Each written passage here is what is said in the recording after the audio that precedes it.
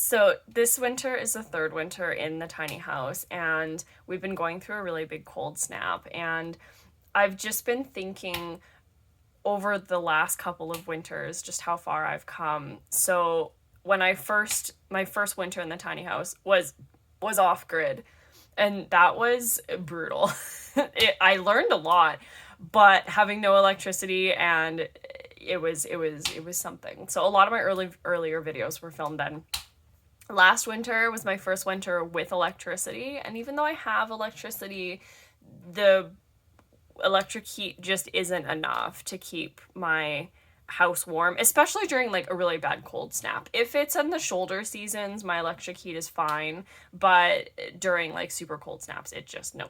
So um so yeah, it's been a really big time. And I think one of the questions that I get is how did you do it? And I don't really have any good solid advice other than to just do it.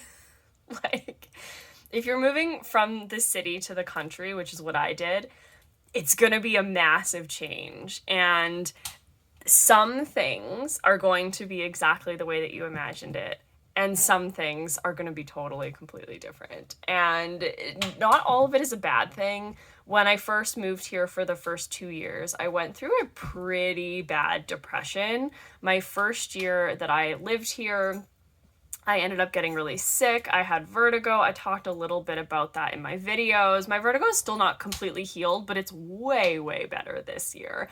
And this year I'm much more settled.